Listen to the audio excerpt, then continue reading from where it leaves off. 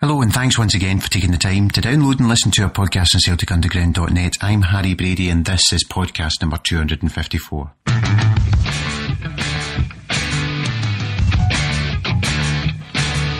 Some people might say my life is in a rut and quite happy what I got. People might say that I should strive for more. So we've played our first couple of Champions League games. The school holidays in Scotland anyway are 2/3 of the way through. And the Glasgow Fair is just about to end. The season starts on Saturday.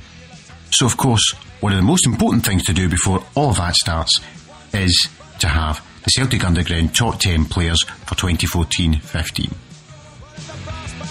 And we have to get that out of the way before the season starts, so we decided to get our team together. The voting panel consisted of 17 people, and of course I cannot reveal the names to avoid any attempts to bribe or corrupt the very delicate situation which results in Samaras winning most years. However, even the Celtic Underground Player of the Year voting panel could not find a way to have Samaras as Player of the Year this season. So, who will be in our top 10? Holidays, work commitments and other things prevented some members of the panel discussing it. So, we have the stalwart and memory man of more seasons than most, Mr. Lackey Moore, from the Celtic Underground panel, and also who voted on the panel but on a loan from the Add to Buy Them In Celtic podcast, Mr. Remy McSwain.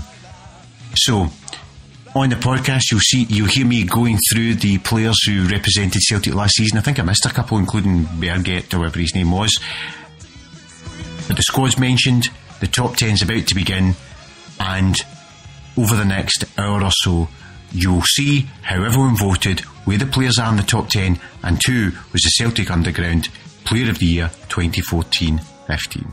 So that's enough of me. This is me, Harry Brady, with him, Lackey Moore, and him, Mr. Remy McSwain.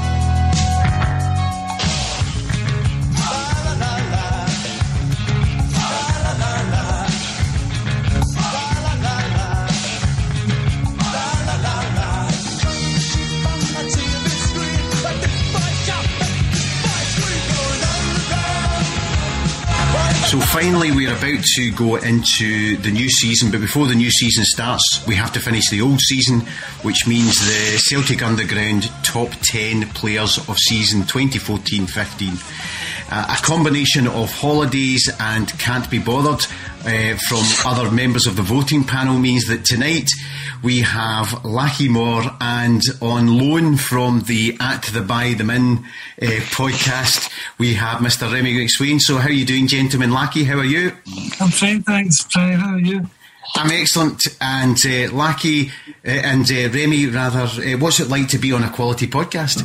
Well, I'm very nervous. I'm like the first time caller on Radio Clyde. You know, I've never spoken to such a big audience. Exactly. So we have the top 10 players for season 2014-15.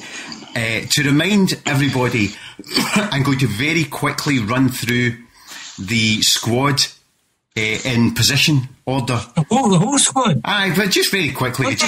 I'm not going to all 40 of them, as Ronnie Dyler complained it was too many. So the panel was voting from Lucas Zaluska, Craig Gordon, Fassan, Matthews, Izaguirre, Ambrose, Van Dijk, Denier, Lustig, O'Connell, Finlay, Fisher, Joe Chalmers, Jack Breslin, Callum Waters. This is from the Celtic website. Near Beaton, Scott Brown, Bo Richter, Stuart Armstrong, Chris Commons, Guy Mackay-Stephen, Rogic, Charlie Mulgrew, Johansson, Tonev, Michael Duffy, John Heron, Wakaso, Jackson Irvin, Callum McGregor, Dylan McGeoch, James Forrest, Joe Thompson, Liam Henderson, Jamie Linson, Kieran Tierney, and finally John Guidetti, Anthony Stokes, Stefan Skepovic, Amido Baldi, Holmbot, Fjorderson, Timo Pukki, Lee Griffiths, Paul McMullen. So those are the players that we voted for, or voted from. Now, the guys don't know the order of the top 10, so I'm going to reveal it in reverse order and then ask for their comments on the players' input into the season. So I'm going to do the bottom 3 players first. So that's position 10 through to 8. So I will give those, and then Remy, I'll ask you first for your opinion on the 3 players and your thoughts on their position. So in 10th place was Gary Mackay-Steven. And in joint 8th place was Izaguirre and Chris Commons. So Remy, Mackay-Steven played half the season, gets in 10th place. Chris Commons injured quite a bit of the season, and Izaguirre tied for 8th. Your thoughts on those players and what they did? I can see why Mackay-Steven is 10th, and I think a lot of people would maybe have followed the same sort of principles as me. If you've not only played half the season or a few games, you're discounted. But in Mackay-Steven, he has impressed me more than I thought he would have. I thought he was a breath of fresh air when he came in, because he absolutely looked delighted to be playing for us, and he plays with a smile on his face, and he scored some cracking goals, and he played well in some big games. So I think I had him a wee bit higher than 10th, but he was he definitely made my list, and I think he deserved to be in the top 10, because I think overall he had a very good start to his Celtic career. Izaguirre, pretty poor in Europe, but I think that's a broken down record. Everybody says that all the time, but domestically he was pretty good in the main, and he plays every game. So I think he's always going to get in, but given the amount of games he actually plays, so no real issue or problem with him being where he is. Commons has obviously slipped down because he started the season terribly. It looked as if he was on the way out, and then he did. He was getting a lot of praise in the media from his media pals like Sutton and Hartson, who were telling Dyla that he should have played him in key games, forgetting the fact that he did play them in those games and we'd maybe lost them. Aye. But he did score. Again, he scored quite a few goals. You can't keep him down. He has a tremendous shot. He's not got the pace to play Champions League or high level football for us, and he's not. He's never going to adapt to the pressing game. But he definitely did adapt his game to the way Ronnie Dyla wanted to play, and I think overall, joint 8th would be about fair for him, because I think he scored over. I mean, he was in double figures again this year. I mean, I don't know what his final total was, Harry, but maybe about 15. So that was about half of what he got the year before. But the team wasn't geared around him this year, and he was okay. So top 8. I've got no real quibble with that. 16 goals. 16, well, that's not a bad. That's still pretty good for a midfielder. Lackey, your thoughts on Mackay-Steven, Izaguirre and Commons? Because what's interesting is the votes that those guys got from the majority of people, so Mackay-Steven's, nobody voted for him above their 8th best player. People either didn't vote for him or had him in 10th, 9th or 8th position. Izaguirre, either people didn't vote for him or he was in 8th, 9th or 10th position, with the exception of yourself, Lackey, who had him quite a bit higher. And again, Commons, nobody voted for him or he was in 8th, 9th or 10th position.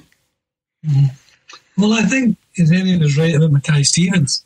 I think the fact that he only played for half the season would make you think about including him, but he was, as Remy says, a breath of fresh air.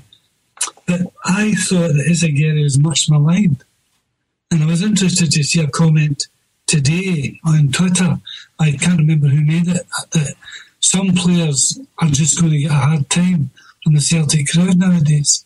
It doesn't matter what they do. And I thought that Izaguirre had fallen into that category, because I don't think it was nearly as bad as people said throughout the season.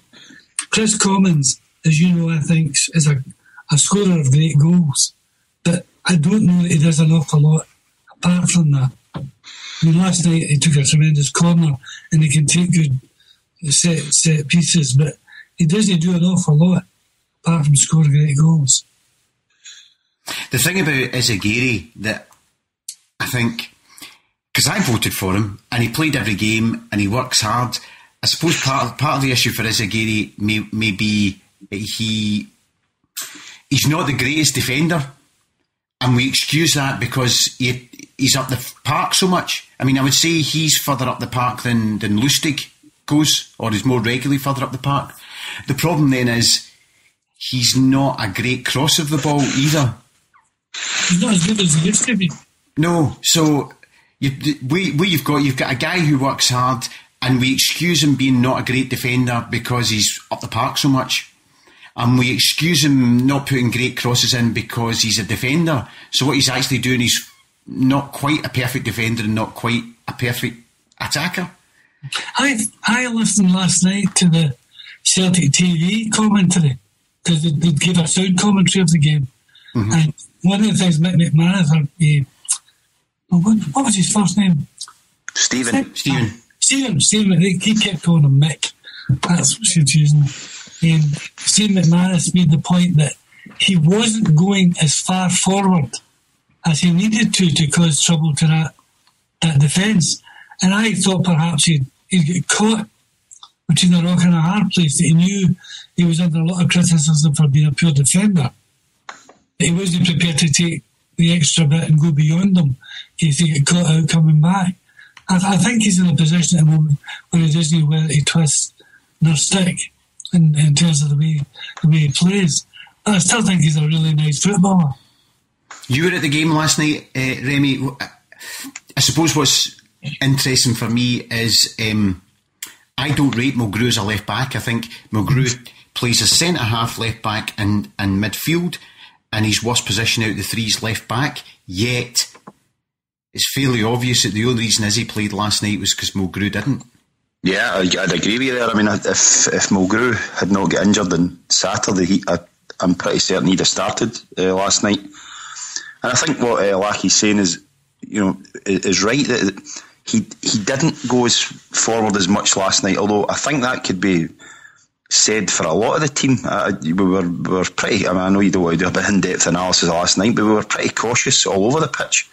And Brown and Beaton didn't go forward much in the first half, and Van Dijk didn't start going forward till midway through the second half. But as he does get, he's kind of one of these guys that he loves being at Celtic, and a lot of the supporters love him, and he comes over at the end, and he's always the last off the park, and he throws his strip to kids and things like that. And people love him and don't really want. I think a lot of people don't want to criticise him because he comes over as such a nice guy, and he's his first season was tremendous, and then he got a horrible injury playing for us. Yeah, but last night he was okay. He wasn't great, but he was okay. I mean, we had a lot of players who didn't cover themselves in glory last night, but he was fine. And I don't know what sort of big statistics you've got in front of you there, Harry, but although his crossing is, I'll be generous and say inconsistent, he still makes quite a lot of goals. And he actually makes quite a lot of goals with his right foot, which is when he cuts back on his right foot and delivers it with his right foot, he seems to make some more goals than he does with his left. But I think part of the problem he has is that there's hardly ever any hit in the box. And Chifty did it last night as well. He was away out in the wing, and sometimes there's no point in Mackay-Steven or Armstrong or Forrest beating their fullback to whip in a cross to nobody. And it took us quite a lot of time last year to realise that, when we got to the byline, not to try and play it across the front. We started pulling them back the way to people arriving late, and we scored a few goals that way. We scored against Inter Milan doing that, and Matthews pulled back a few balls. I think St Mirren away was one I can remember pretty vividly because that was quite a big goal. Yeah. So we don't have a striker to hit properly. He scored twice last week, didn't he? In the away game. Yep, pulled it back. Mulgrew pulled it back. Yep. And Johansson's goal as well. Yeah. So I thought Mulgrew had a very good game in Iceland. But I think he's left back. He's okay at left back against not so good teams, I think it's fair to say. But I think left back is a position that we really do need to address in this transfer window. Yeah, and your point, Remy, about Chris Commons and his mates in the media. Funnily enough, we were talking last night about sometimes players and pundits who, from their chat, they're patently going to every Celtic game, yet they seem to be oblivious to really obvious stuff about Chris Commons doesn't fit with the Deila system and works coming on as a sub when the game's changed, or we're wanting to change the game. And yet, as you say, that the guys in the media are talking about why is he not playing Chris Commons in games that he did play Chris Commons. Yeah, I mean, it's that we would have beaten Maribor if Chris Commons played. Well, he was on and we lost. Yeah, you know, it's just weird that, you know, a wee bit of fact. I mean, a bit of fact checking would be able to back up. They could maybe at least try and put some backup to their opinion. But when you make a statement as stupid as that, nobody's going to fall for it. And you know, and Sutton, of course, he went way over the top for months on Deila. You know, so, and I think he was just using Commons as his main argument that why Deila was failing. And you know, it was just it was one of the sort of, we weren't playing well at that point of the season, but you know, it was just a stupid argument that we would be a better team with Commons in it. There's another thing I'm always puzzled by, the way the press try to stir things up. They're doing it with Griffiths at the moment. They did it with Commons about the fact that he comes on as a sub. Now, there are clearly some players who, when they come on for that last half hour, 20 minutes, they'll win the game for you because they're great subs. And I don't think players should take it amiss as long as they're getting that and contributing. Well, the famous two players you can think of in the last 20 years in that, and I was talking about this at the game last night, are Torrey Andre Flo at Chelsea, who when he started a game was not great, hence the reason why everybody knew Rangers were stupid to pay 12 million for him, because he was always a better sub than anything else. And Ole Gunnar Solskjaer at Man United, who was a much better sub. Yeah. And David Fairclough Fairclough back in the day. I mean, now you are showing your age. I know, but he was super. He was the original super sub, you know. Yeah. But that was because he had that quality of coming on when the defence is tiring and really using his speed and his ability to put him to the sword. And I don't think that's a bad thing. If that's the contribution you can make and you're getting it every week, why make a fuss about it? Yeah, I think you're right there. I think Commons, as you say, Harry, doesn't fit properly in the system we're trying to play, but I think he will be used more as a sub. And you know, when you're struggling in the SPL games, or like we were struggling last night, I mean, he hit the first corner or cross ball we put right on top of that keeper, and the keeper got nowhere near it, and we scored.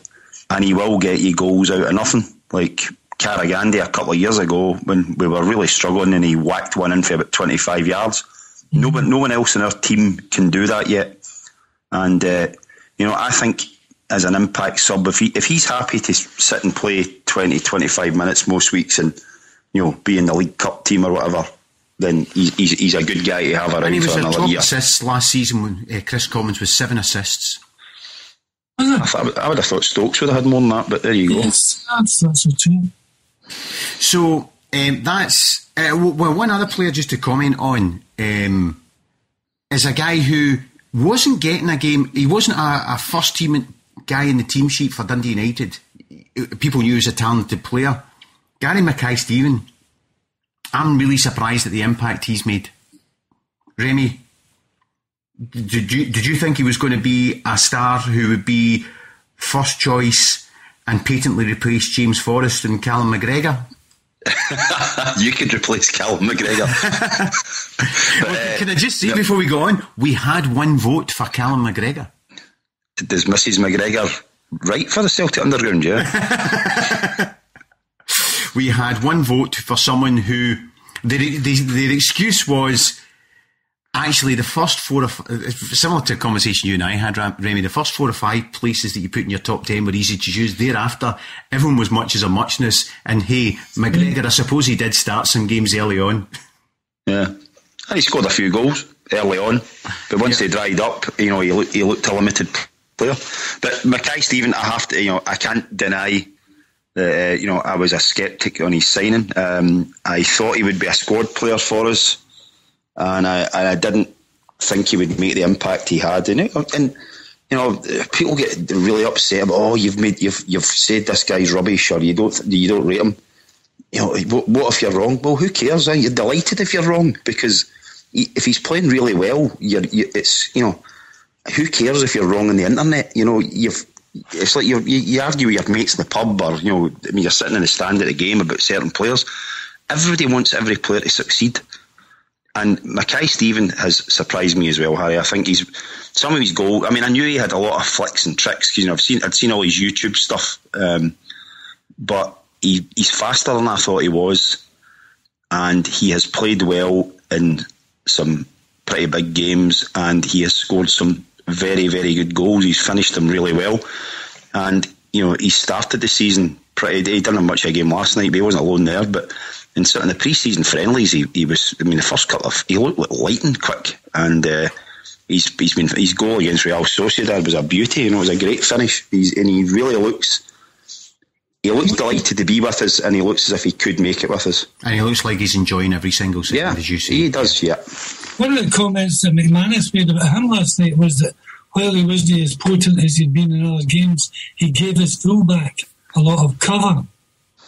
He helped eliminate any threat up the right wing. Yeah, I would agree with that, and I think that's what we were touching on earlier. We were pretty, I'm not going to say negative, but we weren't as gung-ho as we often are in home European ties, and we did keep it tight. It was pretty obvious that we did not want to lose a goal last night, and he did do a lot of defensive work last night. Right, well, after doing the first three and running through, I'm going to go through the next three players, which includes the only striker in our top 10. So, in seventh place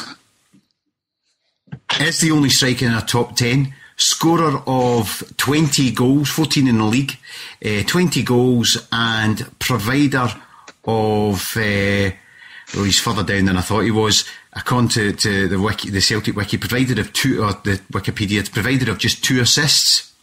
Mr. Lee Griffiths, followed by Near Beaton, and then in 5th place, Virgil van Dijk.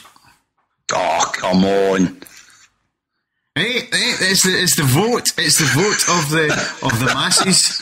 Just because he's leaving, everybody's not voting for him. So let's go through in order. Lackey, Lee Griffiths. Lee Griffiths started a fringe player who could get the odd game from the bench, then couldn't even get onto the bench, and ended up being, well, last night people were chanting his name to come onto the park. Were you one of the people who didn't want Lee Griffiths to come to Celtic in the first place? Played 41 games, 20 goals, 24 appearances in the league. I was one of those who didn't want him to come to Celtic. Not because of his ability, but because of the garbage that went with him at the time. But once he came, I felt, well, he's ours. And it's up to Celtic to help him mature and protect him from that stuff that went along with him. And I think, by and large, they've succeeded. I mean, there's still a sort of residue of cases from before he came, but I think he settled down and tried to fit into being a Celtic player. I think the reason that he and Beaton would be low in that list is because really effectively they didn't play a whole season. Because I remember we did a podcast just before Christmas and I said I couldn't understand why Beaton wasn't getting a game or Griffith. I wonder what they'd done wrong, because they weren't even getting near the team. And then we had this thing about them both having talks with the manager, and they appear and there were successes. Well, which is interesting because there's Mackay-Steven, Commons, Griffiths, Beaton are 3 of the players who that are in the bottom half of the top 10 who played roughly half a season. And then you've also got Armstrong, who didn't make it, had some votes from some people, but didn't quite get the same number of votes that Mackay-Steven got. So, Remy, your thoughts on Griffiths? Did you want him? No. I didn't want him. I didn't think he was good enough.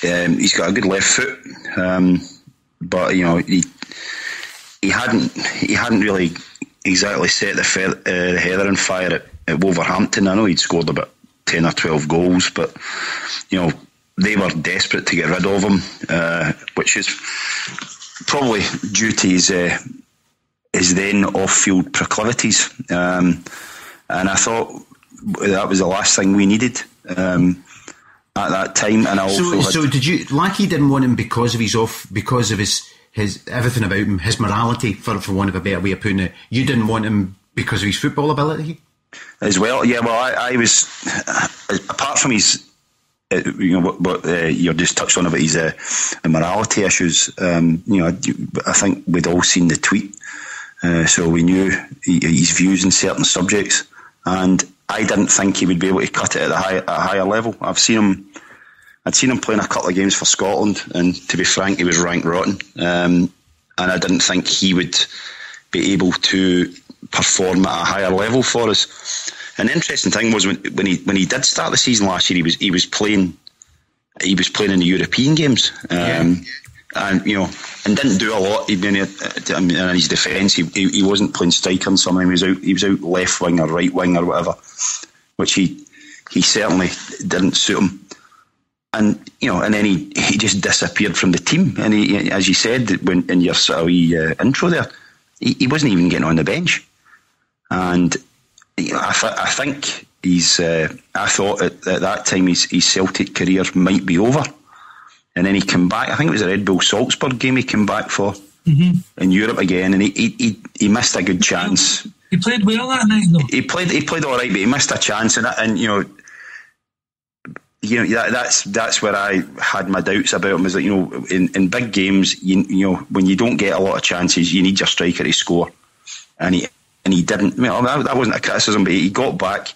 He obviously worked his backside off to get into the team, and you've got to take your hat off for that. He definitely showed the attitude and the application that the manager wanted, and he got back in, and he took his chance after Christmas. He became, at the time, Guidetti, who I'm assuming is not in the top 5, sort of down tools. It was perfect time for Griffiths to up his game and make the spot his own, and he did.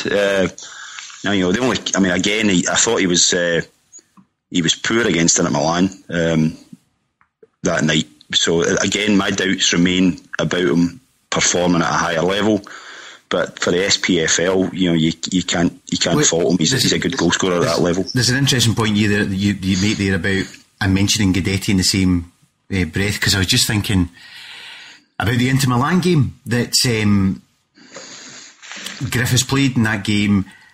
Guidetti, who had chucked it in the league, he did get one chance in the Inter Milan game, and he finished it. And I remember at that point thinking, are you a good player who just hasn't been asked to play for us since November? Because good players, it's a point one of my mates always makes. If you look at the Champions League, any game where a top team plays in the Champions League and it's tight and they win it by a goal, the winning goal will always be by the 20-30 million pound striker of the very top teams. Because when it comes down to it, when it really matters, those guys deliver. They finish, yeah. And that's what Commons scores a whack of goals in the SPFL, and he scored a few goals in the Champions League qualifiers, but when it goes up against the top sides, he's not a threat. And also, last night, the guy next to me was going on and on and on and on about Griffiths should be playing ahead of Chiefty. Now, one of the things that gets me about football, I'm not always saying I agree with a manager's decision, but I can never understand sometimes when fans don't understand the rationale behind a manager's decision. So I'm saying to the guy, well, I couldn't say whether between Chiefty or Griffiths, but what I could say, because he said, I've no idea where he's playing. I said, well, I know why he's playing. He's playing because he can hold the ball up better than Griffiths can.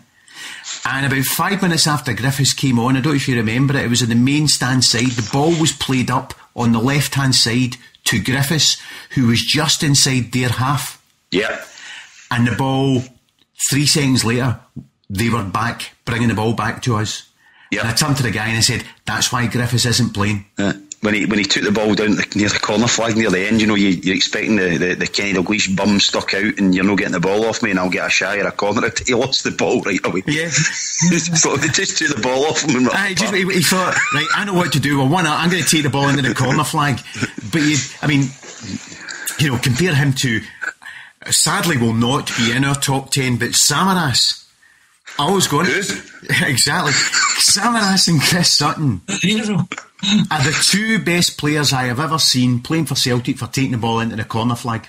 Samaras could take the ball in, get a throw in, take the ball in, get a corner, take the corner, get another throw in. Samaras could waste 2 minutes in the corner flag. He was brilliant at it.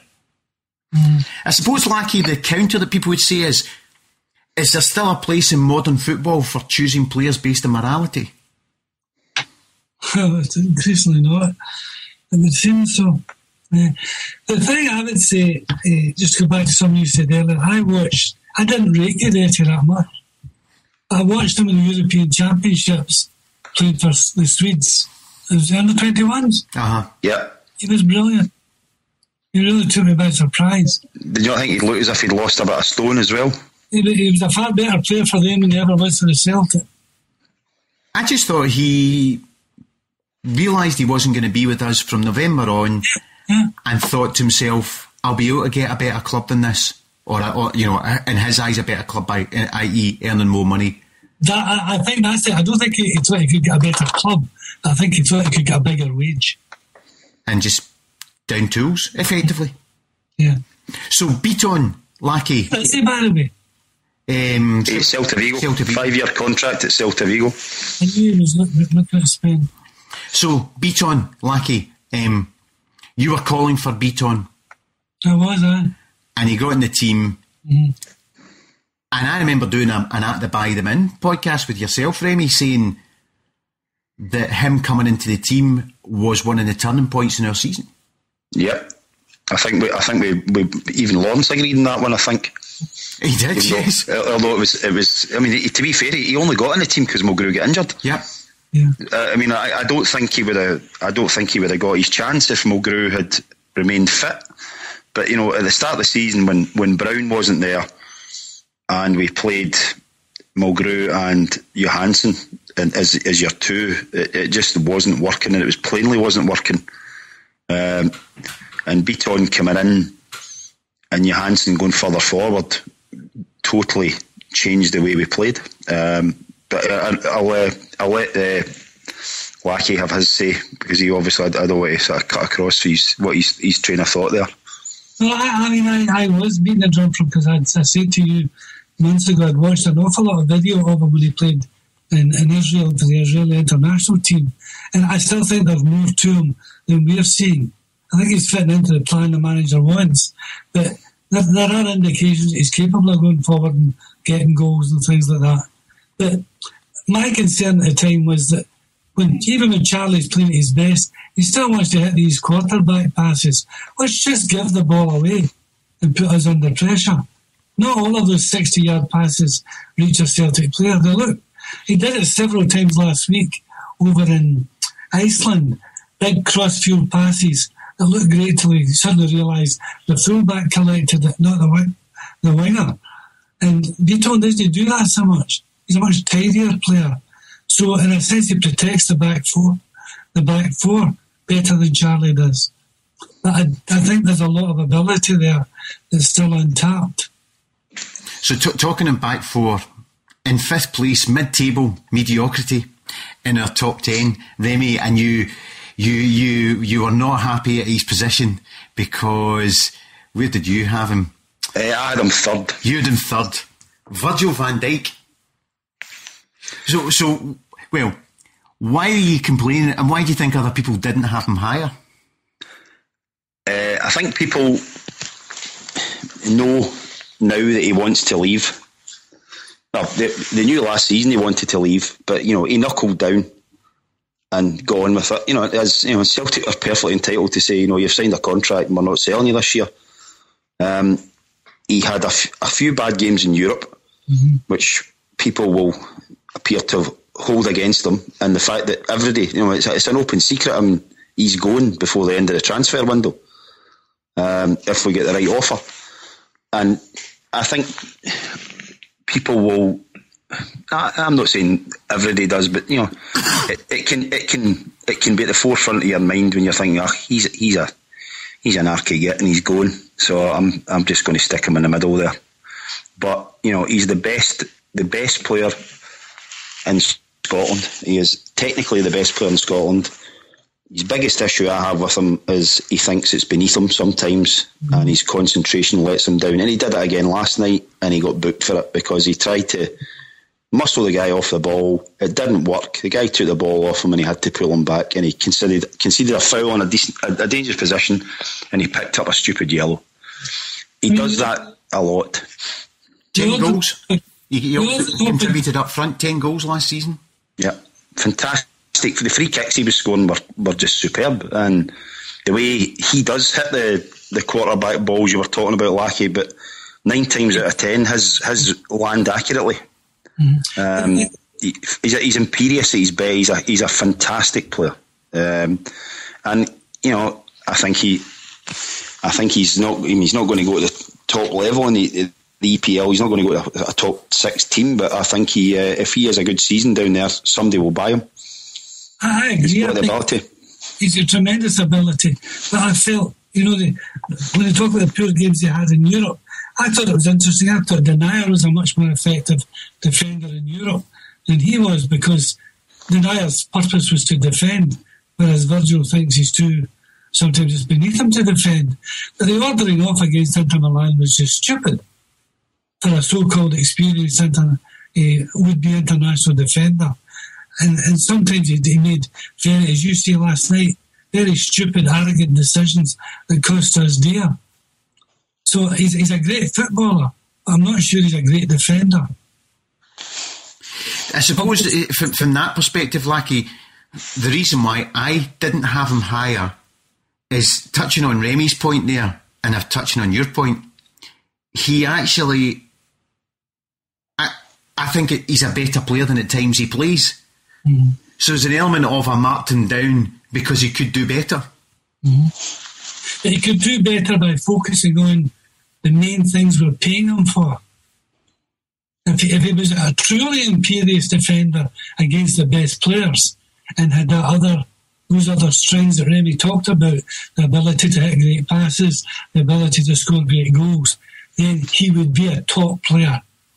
But at the moment, that thing that folk are paying him for, to be a centre-half, there are flaws there.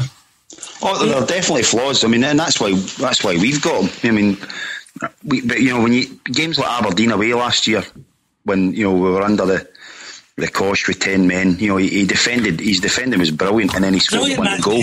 Yeah. And then he scored the winning goal. So when his mind's on it, exactly, he's got it all. He has it all, and I think sometimes he just Ross County going to be easy, and then the next minute he's lost concentration. We get away with that in the SPL because the guy doesn't go through and finish it. But when he did it, when he switched off in the first 5 minutes against Inter Milan, we're a goal down. Yeah. Because you can't do it with good players, and I think the only way he will develop is to play against better strikers every week to make him switch on. I think that's the point. The point you made is exactly what I'm trying to say.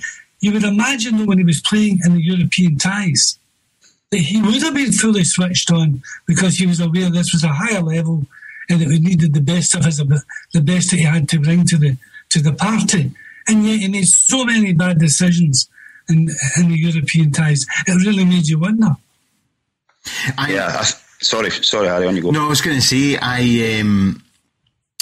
a friend of mine, his son plays for Motherwell, one of the youngsters at Motherwell, and came on in the first game when Motherwell played at Celtic Park last season. I can't remember the score was. I think they drew it. Was that the draw, the one each draw? Was it the one each draw? Anyway, we beat them 5-0 the second time. No, it was the second time. It was a 5-0 game, and the guy that I know, his friend's son came on and played up front for Motherwell, and he said that playing against Van Dijk, he said it was almost as if Van Dijk played with an invisible force field around him. you know, you were trying to get the ball because Celtic play at the back, and his job was to close down because he was playing up front. Can't remember the guy's name. He said he would go to get Denier, and you could get close to him and you'd hassle him, but Denier had ability and he was better than him, and he could play out and pass out. He said, but Van Dijk, it was almost as if he couldn't even get close to him. He was just, his whole body was excellent at holding players off, better than Denier. Which gets me into a question for both of you. Who would you say is a better player? Van Dijk or Denier? Remy? I'd say that Denier's the better defender, but Van Dijk's the better player. Lackey? The same. Right. If you had to choose one of them... I think Denier will go further in the game. Yeah, but Van Dijk, if somebody came along and said, middle of last season, we get to keep one of those players for the next 6 months only, which one is it going to be? Denier or Van Dijk? Who would you have chosen at Christmas to be? One of them's going to get a broken leg. Which one would you prefer to play? Remy, which one would you have picked? Van Dijk. Lucky.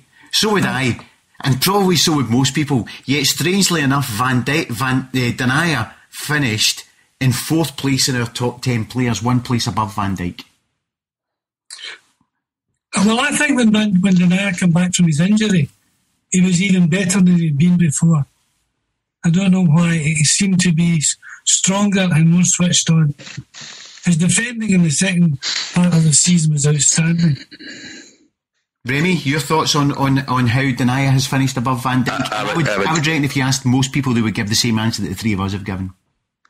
I think I agree totally with Lackey. Denier was much better when he came back from his injury, and the second half of the season, some of the performances he gave were tremendous. And I think the game that really made him was away at the San Siro when Van Dijk was sent off, and you know, you've got a 19-year-old guy organising your defence, and he was brilliant. He was absolutely brilliant that night, and he wasn't trying to be I'll bring the ball out from the back and beat 3 men and, you know, pass Johansson and Mackay-Steven or whoever on the way up. He just played as a defender, and he just defended. He got the blocks in, the tackles.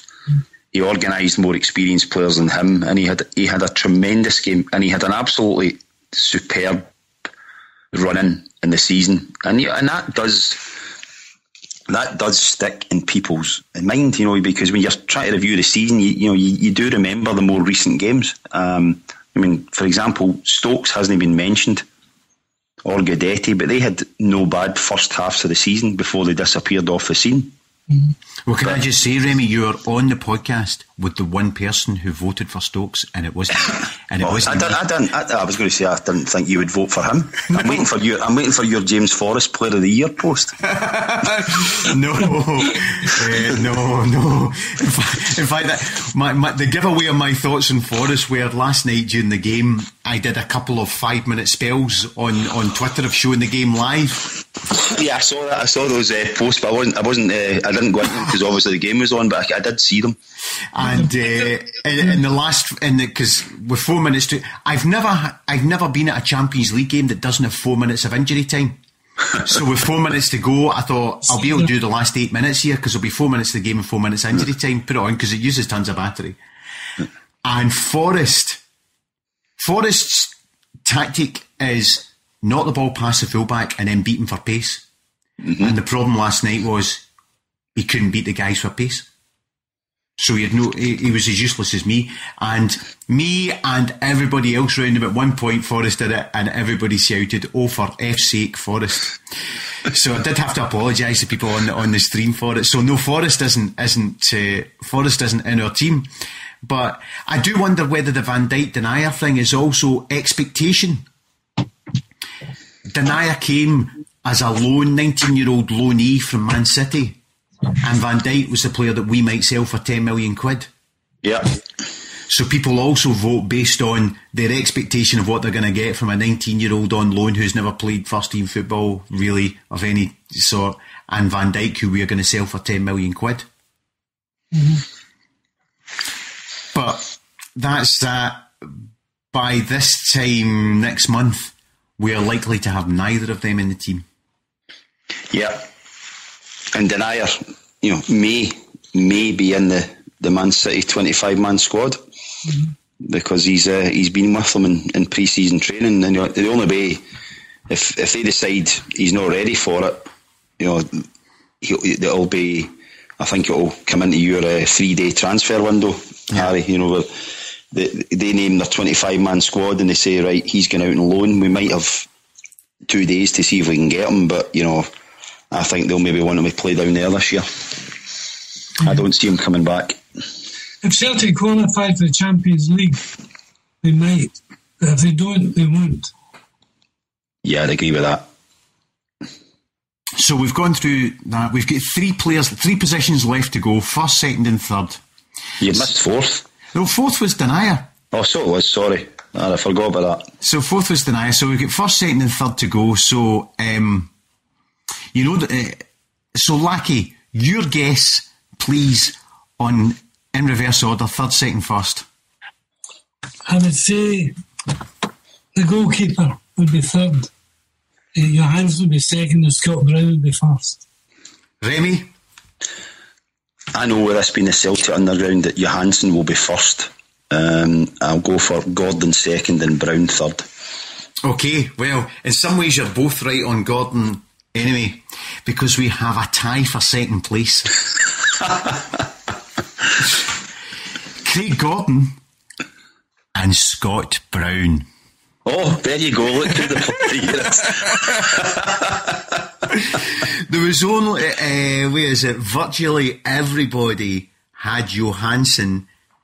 Everybody bar 3 people out of the 17, the panel of 17, only 3 people didn't have Johansson first or second. Well, I know who one of them is. Yeah. In fact, sorry, 4 people. 4 people didn't have Johansson first or second. Yourself, and we gave Lawrence a vote. And yourself and Lawrence both had Johansson in exactly the same position. I had him 5th, in case people are thinking I had him 10th or 11th. I had him 5th. So maybe you were neck and neck with him and Stokes as to who to put in 10th place. him, Stokes and McGregor, it was a toss-up. So, Lackey, you went for Gordon. So Gordon and Brown in joint second place. So give us your critique on Craig Gordon. Well, I think he just was terrific.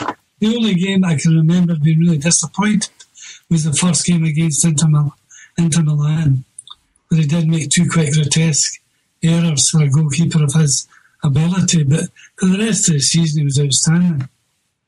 And week in, week out, when he was called upon to make a save, he did. And for a goalkeeper, that's what you could ask. Remy, Craig Gordon? Best signing last season.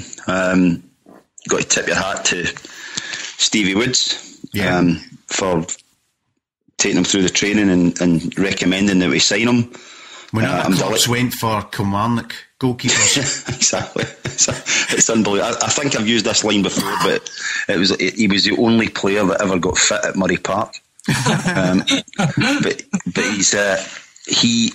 it's obviously going out to a much bigger audience now, so hopefully it'll be all right. But he was, let's be honest, everybody knew he was a good keeper, but the doubts were his fitness and his fragility. And for a keeper to have virtually 2 years out of the game is a cause for concern. I mean, we all knew Foster was going, but I think a lot of people thought that Gordon was coming in as a backup keeper. But there was no doubt he was coming in as a number 1. And I think he proved every doubter and sceptic 100% wrong. He had an absolutely phenomenal season. As Lackey says, the only game he had a bad one was Inter Milan. And that was ironic, actually, because, if it wasn't for Craig Gordon, we'd have beaten Milan 3-0. But the other thing is, if it wasn't for Craig Gordon, we wouldn't have been playing Inter Milan. Yes. Because he absolutely carried us through the group stages. He was undoubtedly our player of the season in European games. And he had, even even through the sort of the dodgy patches, he was still pulling off some great saves. But he pulled off, as the team gelled and got better after the Aberdeen game, he wasn't having to do as much, but as Lackey said, he pulled off a save when he was required to, and that's the mark of a top keeper. That's the sort of things that Rab Douglas and Davy Marshall, Gordon Marshall, etc. couldn't do for us. Gordon can have nothing to do for 89 minutes, like St Johnstone away, and he'll pull it out of the fire, and he'll win you the points. He had an absolutely fantastic season, and I think it was great yesterday that he signed a new contract, and we've got him tied up for a few years. I think that's a great bit of business. I think the only thing I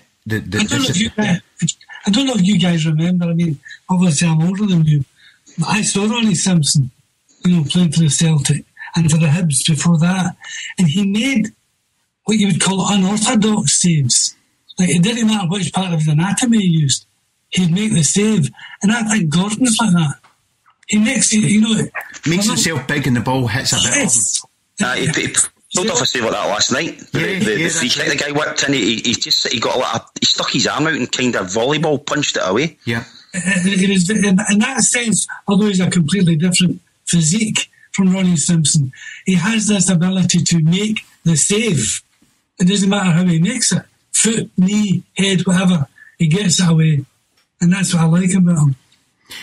For me, the interesting thing is about the signing of Logan Bailey was, I remember last season where Gordon talked, particularly towards the beginning of the season, about being sore after a game and not being able to train for 2 days after a game. Yeah.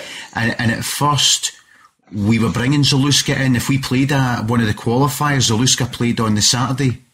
But pretty quickly that system had to go. Because the defence didn't have enough confidence in Zaluska. And I do wonder, I don't know what you guys' thoughts are, Remy, what your thoughts are, that perhaps the signing of Logan Bailey, who has played international football for Belgium, might be that the plan might be to try and rest Gordon a bit more? That might be the plan, but I would think that Gordon doesn't want that. I mean, I would think Gordon is now in a position that he wants to play as much as possible. But I think we did need a better backup goalie than Zaluska. I mean, when he played, goals just seemed to go in.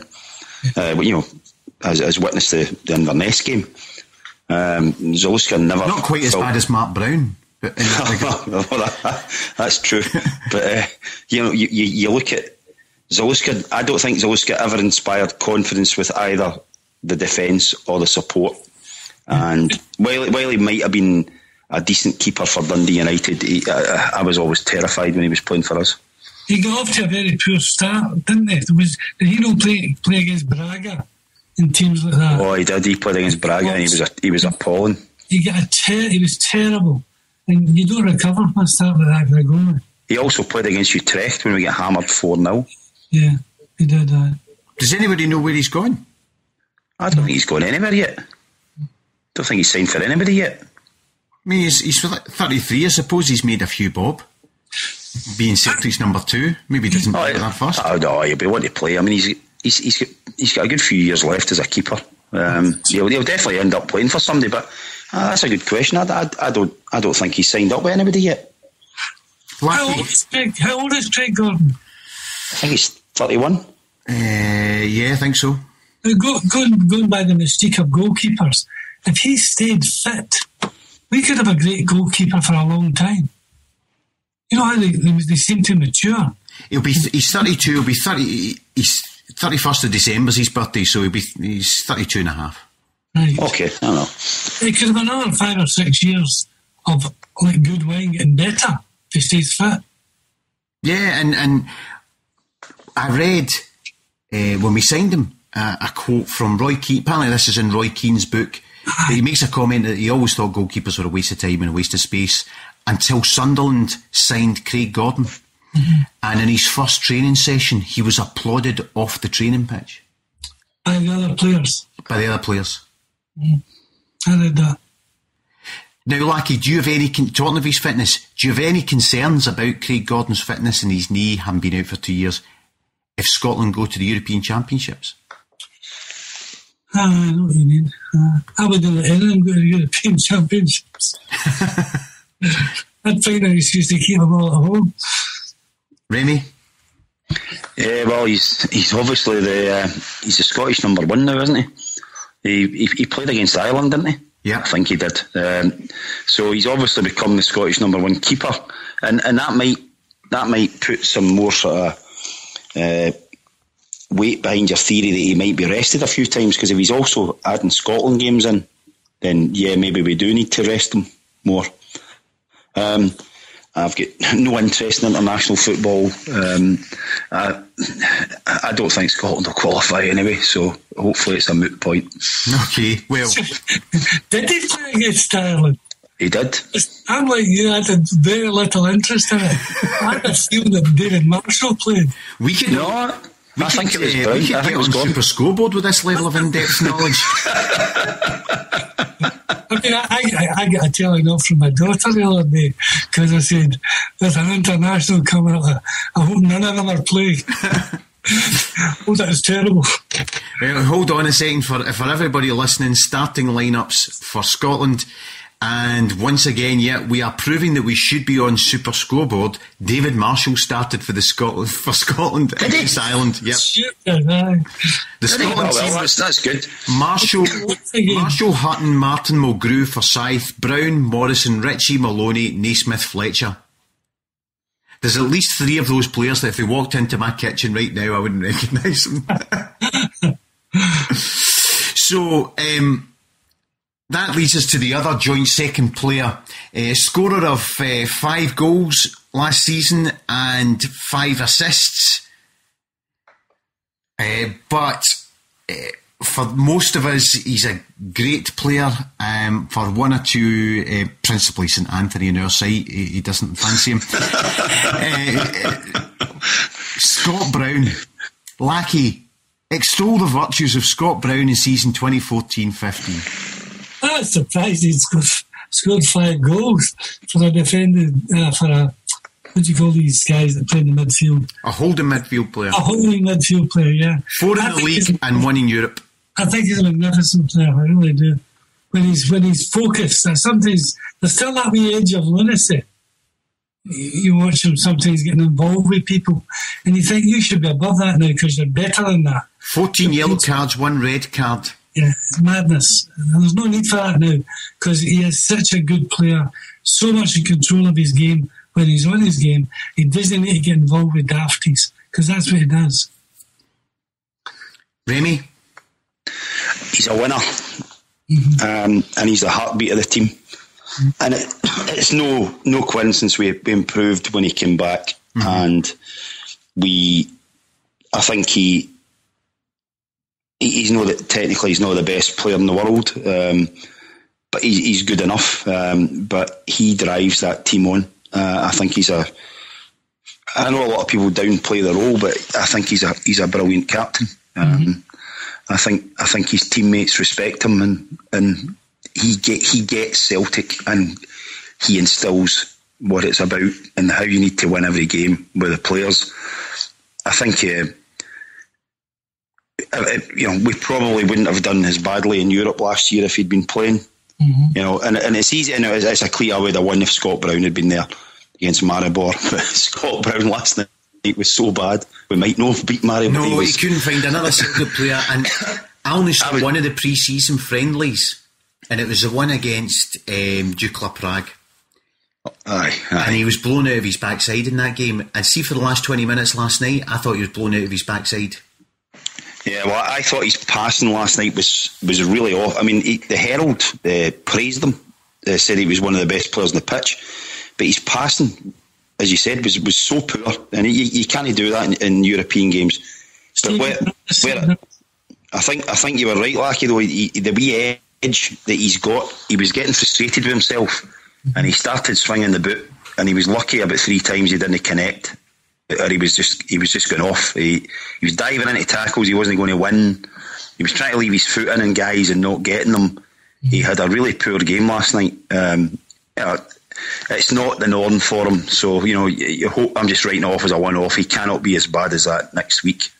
But last season, I think if you pick out the one thing that epitomises him was the tackle he put in Barry Robson at Aberdeen on our 18-yard line.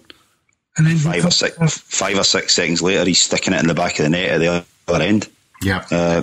Just, he can run all day, and he must be horrible to play against.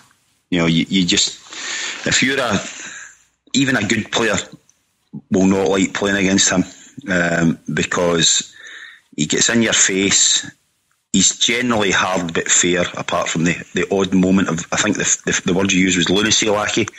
And he covers every blade of grass, and he hates losing. And I think he had probably his best season for Celtic last year when he came back in. I thought he had a tremendous season.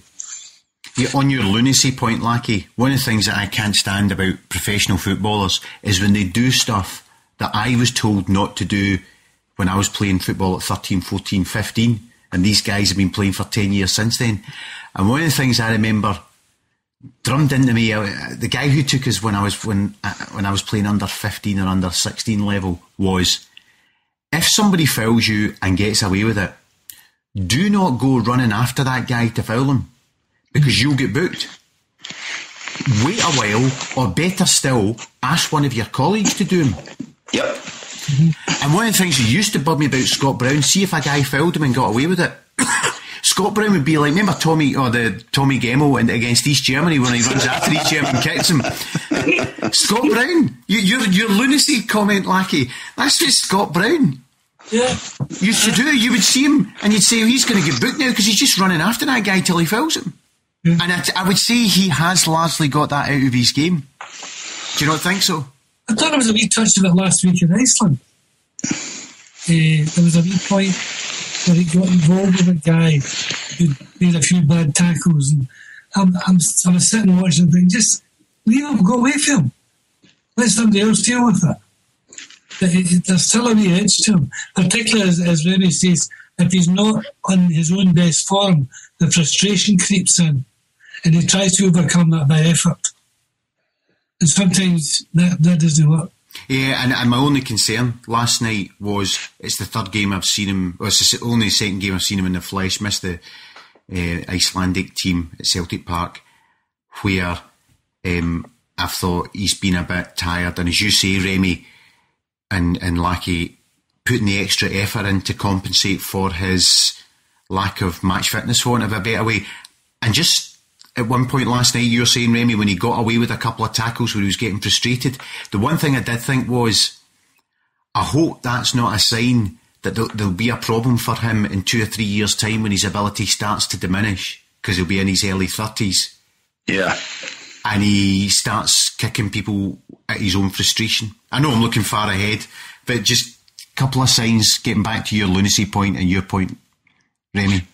The thing about, you said about he looks like he's not fully fit in terms of his running power and stuff. His technique is affected by that. If he's getting tired, yeah, he'll make more bad passes, he'll make more bad tackles. Oh, he must have been knackered last night then, going to his passing. Yes. I've never seen him pass the ball so badly. Yeah. But Stephen McManus criticised the whole of the midfield for that. He said that their passing was very poor. Much, the standard simply wasn't up. Are you actually saying that there was some balanced criticism in Celtic TV last night, Lackey? It was Stephen McManus. I suppose we don't pay him anymore. So he was taken outside and shot. He would never. He won't be back again. He's been Dominic Diamond. He came out and somebody said, Mr. McManus, if you just want to come this way, please. And he just fell off. He was in the top tier and just fell off. The analysis was pretty. I thought it was pretty good. He was summing up. He was obviously wanting the Celtic to win, but when he was offering a critique of the pattern of the game or individual performances, it was very focused. And I thought, you must be getting involved with coaching and stuff that's making you think about these things. Do you know what I mean? Talking of balance, but obviously wanting Celtic to win, Pat Bonner on Radio Scotland last night just kept referring to I'm approaching the ground and Pat Bonner's talking about, well, we brought in Denayer and we gave Denayer first team football, and you know, the only thing you've got to be careful of, we've ended up making him a top player for Manchester City. And I thought somebody when they go off air for something, somebody will be taking Pat Bonner aside and saying, there's no we. Anyway, that's Brown and Gordon. So in first place, there was only two people who didn't think he was meriting up there, and that's two people from a lesser podcast. So so Remy, actually, I got asked into Remy, why don't you think Stefan Johansson deserves to be, as he's been? We're not the only people who voted him as the best player of the season. No, I know. What's your this is the podcast which did vote Samaras as a player of the year 4 years in a row, is it not? Rightfully too. Quite rightly. Anybody who doesn't understand why doesn't understand football in my book. So Johansson, why not? I think he's a good player, but he should be better for the position he's playing in. If you take the games he played as holding midfielder last year, and he did play quite a lot, he was rotten, right? When he moved him to the sort of number 10 role, where he got to use his energy and his running power, and the goals, he started to score goals. I mean, he scored more goals last season than he'd ever scored in his whole career with Strømsgodset. 13 goals last season. Our joint top scorer in European football.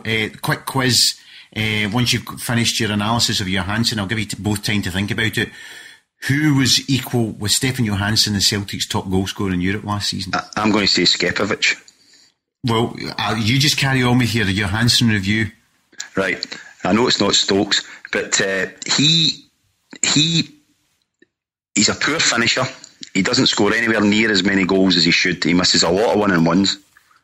And his passing for that role is just not good enough. He is a very, very inconsistent passer of the ball. I mean, every game he will hit an absolutely superb pass. He can do it. It's maybe a bit like Van Dijk. He can do it, but he doesn't take care often enough to do it more often. And when you're playing in a number 10 pivotal role, you should be a much better passer than he is. And that's my main beef with him. I think he's a good player. Again, his energy levels are phenomenal. He like Brown can run all day. Must be horrible to play against. Although, Dylan now seems to have knocked out the one where he chases in the goalie and dives at him, and the ball gets hammered up the park or passed past him, and he's dived at him and he's on the deck and completely out of the game. He's taken that out of his game, so he's a young guy. He's getting more disciplined as he goes along, and he will become better, but he needs to pass the ball better, and that is my biggest criticism of him. And he's missed the amount of chances he missed last year said to me he's not the player of the year. And do you know the thing that really surprises me? So yeah, you're right, he played 56 games for Celtic last season, 13 goals. His Strømsgodset, he scored 8 goals in total. Yeah. On his Wikipedia entry, he's 5'11" and a half. Which I wouldn't have said he's 6 foot. He doesn't look it, does he? No, he doesn't. And Celtic's second top assists last season. Yeah, but he took the corners. With 6 assists. He can hit a good corner, and that's the thing. It's not that he can't pass. He can do it. He just doesn't do it often enough. 10 yellow cards. Yeah. Lackey, your appraisal of Stefan Johansson, the Celtic Underground Player of the Year? I had a more positive attitude than Remy. I do recognise what he's saying. He is capable of making brilliant passes, because I can think of some goals that were scored where there was just outstanding goals that he put in, and he does contribute more than most, but he is very guilty of making slipshod passes in the lead-up play. But I think he merited the Player of the Year overall, because he played the whole season, which a lot of the players that we've talked about didn't. 56 games. Yes, and he was always consistently involved. He never hid. And there were games where I thought he was playing a lone furrow. What was... So, but there were games that... I remember a couple of European ties where he did miss chances, and he was still running and he was still working to close the other team down and to try and influence the game. I thought it was terrific overall. What was for me the goals that we scored on those occasions where we overturned possession at the edge of the opponent's box by pressing, and I can think of the second league game of the season where we beat Dundee United 6-1, where it was led by Stefan Johansson leading the pressing of the opponents. At that time I think he was the only player who understood Diala's pressing game. And I agree with Lackey. At times he did look as if he was ploughing a lone furrow, because he was driving forward to press the ball and nobody else was coming with him, and they were just passing it past him, and that was him out of position. So he did look bad in those occasions, but he's got a great engine, and he did get back, because he can run all day. And you're right, like, he did play some magnificent passes, and that's it. He can do it. He needs to do it more often. But it was his first full season for us. He had a good season, but that was it for that. I think I had him fifth. So that's that's no bad. So we've got that. The question, Lackey, who was joint top European scorer? I think Remy's right. I think the skip of it. No. Huh? The guy who got one vote, Callum McGregor. Oh God, I forgot about him. 3 goals. Three goals. Callum McGregor, who got how many? What did he get? A 75-year contract or something? It's interesting that they both knew that won a lot of goals. Callum McGregor, who now is a million miles away from our first team squad. Yeah, I mean, the thing is, if he wasn't injured just now, we'd be putting him out on loan. Yeah, there's no doubt about it. I don't think we'll ever see him in our first team again. I don't think so. And talking of who we will or won't see again, so that's the top 10. Johansson, Gordon and Brown joint second, Denayer fourth, Van Dijk fifth, Beaton sixth, Griffiths seventh, Izaguirre and Commons joint eighth, with Mackay-Stevens 10th, and only one person. Also, one person had Lustig in their top 10. One person, and he was 10th in their top 10. One person had Callum McGregor, and one person had Anthony Stokes. And is that it? There's nobody else voted for? Matthews played about 40 games and didn't get a vote.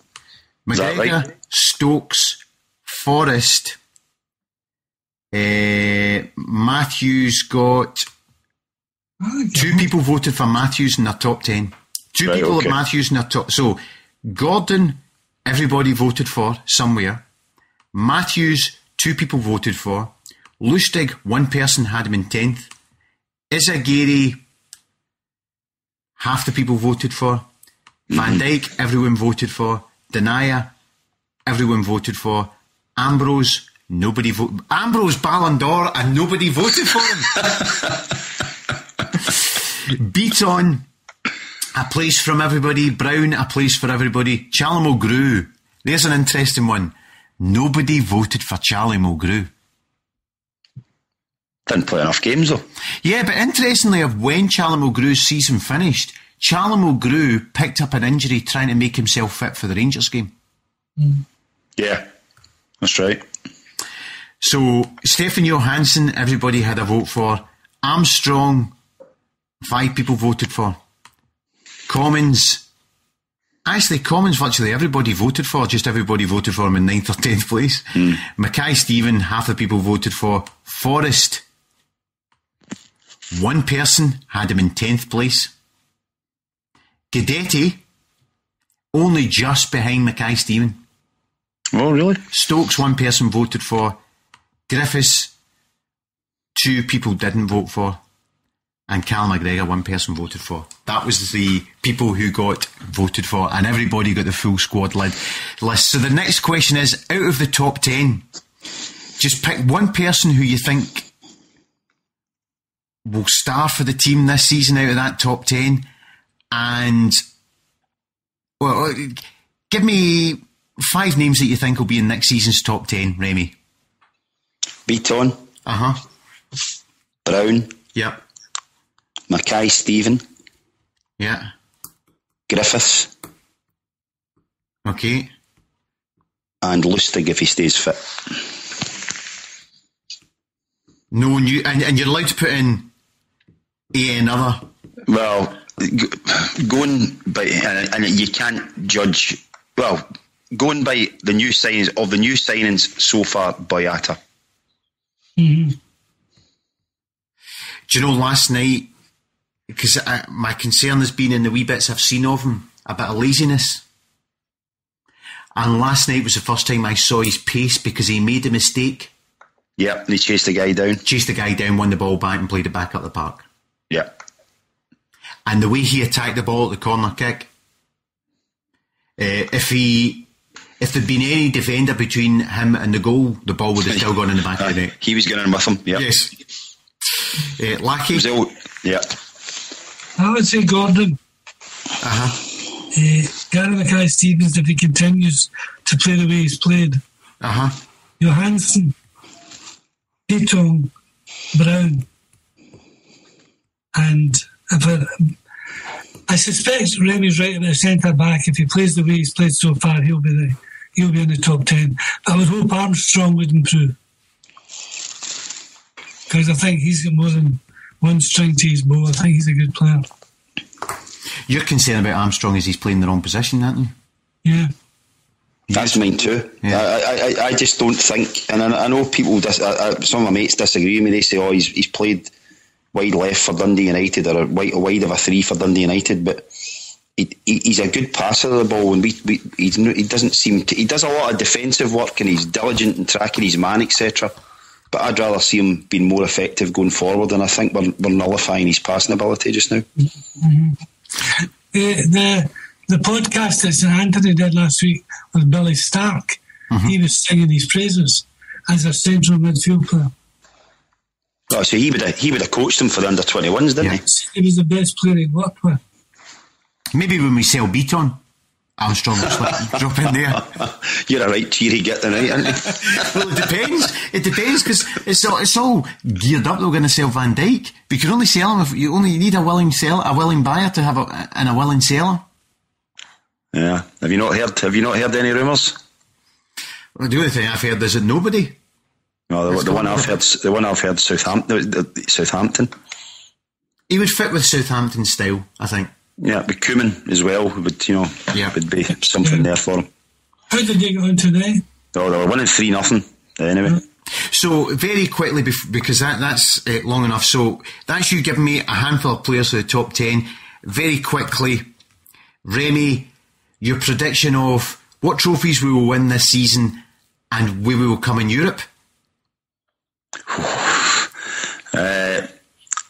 We'll win the SPL. I would hope we win the Scottish Cup. I would think that Mr. Dial would have been really pissed off with what happened to him against Inverness. So I think there's a wrong to be rectified, so to speak. Europe, I'm not so bothered about the League Cup. I have to be honest. It's great if it's part of the treble. Otherwise, I'm not really that bothered. If we're playing in the Champions League with League Cup games, I would just play the youth players and the reserves. Just write it off. Europe, oh God, I really, really hope we're playing in the Champions League. I think we're good enough to get past Karabag. I think we'll score over there, and although they passed the ball about quite neatly, they didn't have a lot of attacking threat. They didn't look as if they could cut us open too easily. So, and we have a massive height advantage of them. So, I think set pieces again could be key for us next week. After that, you're just praying. If we get there, you're praying for a good draw, and Champions League back there. And if we get in the Champions League, I'd be really hoping we could get into third place and sneak into the Europa League after Christmas. Wow, interesting. We were one of only 3 teams on Tuesday and Wednesday who won at home in the Champions League. Yeah, and clean sheet as well. I think it was only 2 teams kept a clean sheet. I think it was us in Salzburg. Yep, only 2 teams with a clean sheet and winning at home, and 3 teams won at home. Lackey, your expectations for this season? I'm not the same as Remy's. I'm not convinced that we're good enough to play in the Champions League. But like last season, I like the idea of the money. But as long as they get through this tie, we'll be guaranteed European football. And I think that's important. I'd hate to think they didn't have either Europa League or the Champions League. That would be dire. And of course, the problem we've got is the quality of player that's going to enhance us for Champions League football is only going to come in that, as you say, Remy, my 3-day window of when we play Champions League football. So, can I just ask the host for his predictions for the season? I think we'll win the league. I'm the same as you. I think what Diala did for the League Cup is what Martin O'Neill did and what Gordon Strachan both did, which is in your first season, make sure you win the first trophy you play for. Mm-hmm.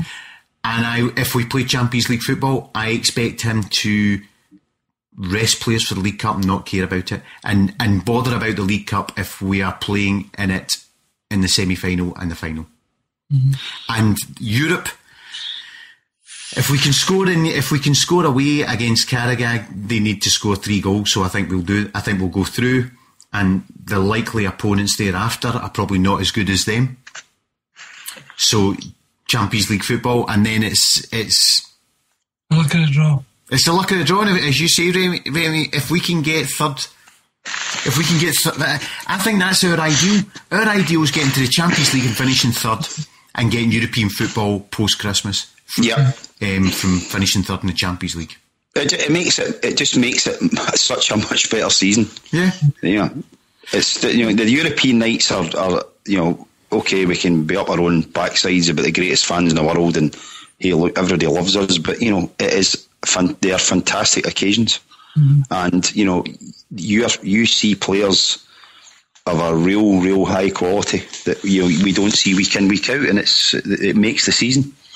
But you don't want to be getting horsed in it. No, we don't. But if Dyla's going to get better players, he needs to be in the Champions League to get some money to get those players. Mm-hmm. It might only be loanees from EPL cast-offs or whatever, but we will get better players if we get in the Champions League. And he summed it up perfectly when he said about us benefiting from Denayer, because it was only when he said this that I thought, you're spot on. The benefit of Denayer coming to Celtic for Celtic is if he's playing for Manchester City in the Champions League next season and he's playing for Belgium, when we're selling Celtic, we can say this is a club that if you come to, you can end up playing in the Premier competition for one of the world's wealthiest teams. Mm-hmm. So after that, very briefly, final thing, what's the score going to be on Saturday? Remy?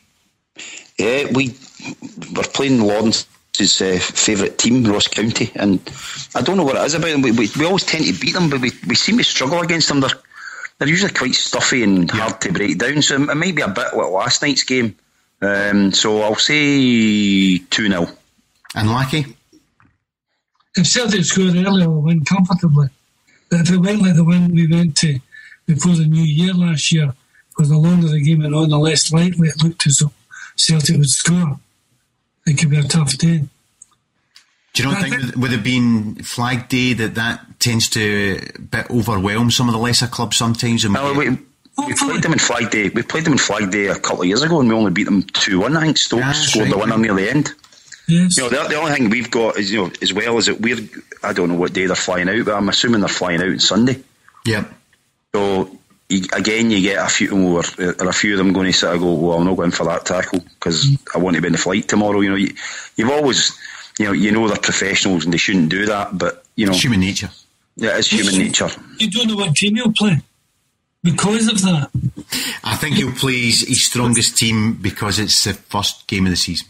Well, I don't think he'll play Lustig. I think he'll give Lustig a rest so that he's fit for Wednesday. Uh-huh. So he'll give either Janko or Fisher right back. He looks a good player, the Janko guy. But I like Fisher. I think, and if you take the pre-season games, and I went to the 3 games at Love Street just for the sort of fun of it. Yeah, just because it was something different, you know, and seeing us playing home games at a different stadium and small ground, etc. Fisher was far better in the pre-season games than Lustig. You know, I know Lustig's a far better player, but Lustig still looks a bit off it to me.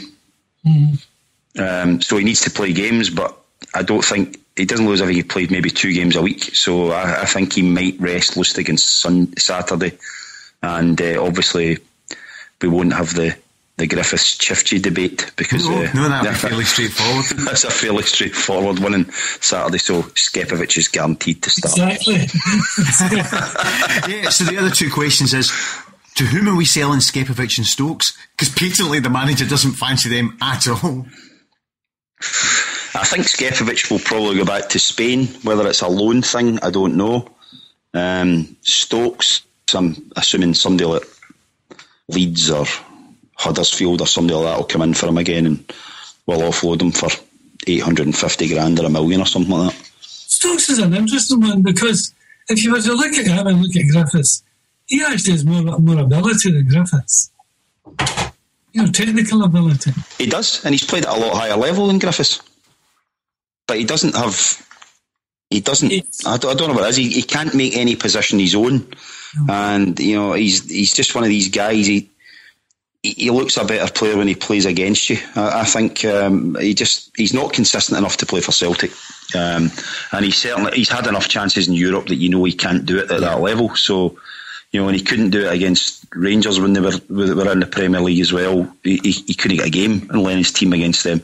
So he's not a big game player, and I think his time's up. And it's obvious, as you say, Harry, he's not even getting a sniff in the team just now, even against the Icelandic teams and stuff like that. So he's got to go.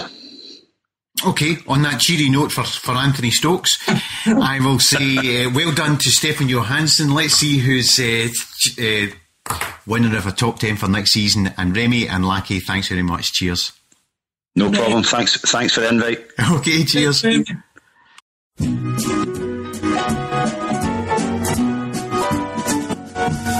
me sunshine in your smile. So there you go. You'll have heard to Remy McSwain's consternation that Stefan Johansson, along with many other parts of the Celtic diaspora who voted, has been elected as the Celtic Underground Player of the Year season 2014-15. Scott Brown and Craig Gordon were a joint second, and we went through the other players. It'll be interesting to see whether the predictions of the guys, of the players who will be important in the 2015-16 season, come true. Hopefully we're playing Champions League football, and hopefully that playing of Champions League football allows us to bring in somebody or two who end up getting in the top 2 or 3 next season, because that would mean we'd enhance the squad. But enough from me. I hope you enjoyed that podcast. You can tweet us if you wildly disagree with where we are. If you're Callum McGregor's mum and dad, we do apologise. It's nothing personal. If you're Anthony Stokes' barber, again, we apologise. This is me, Harry Brady, saying enjoy the coming season. God bless and good night. Good night. And it is. Let your arms be as warm as the sun from up above. Bring me fun, bring me sunshine, bring me love, sweet love. Bring me fun, bring me sunshine, bring me